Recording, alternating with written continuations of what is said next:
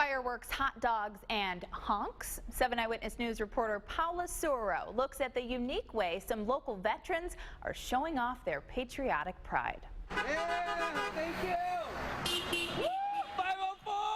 504 car honks down, 246 more to go. That was the goal veteran Nicholas Mitchell had in mind this afternoon. But that number quickly climbed as passersby honked for America.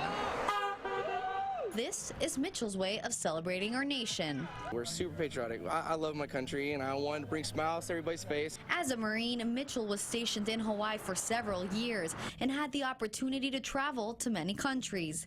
This opened his eyes to everything America has to offer. I cherish the fact that we live in the country we do. I've been all over the world and numerous countries where, you start to more or less forget some of the freedoms that we do have and that we take for granted. He moved to Williamsville just a month and a half ago from Texas and now lives with one of his fellow Marine buddies.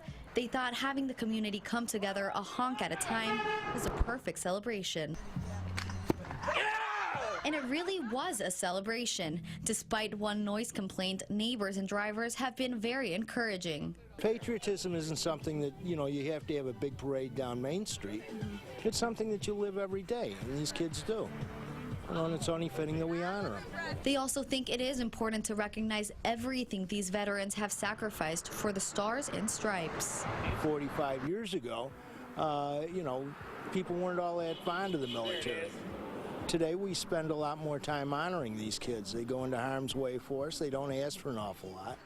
And on this Independence Day, Mitchell just asks for you to honk for America and for the freedoms vets all around have fought for.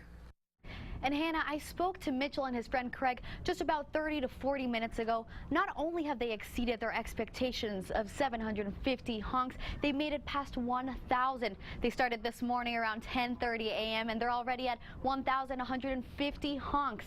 Now, they're making this a tradition, so expect them outside of their house on Veterans Day. I'll have their address on our website at WKBW.com.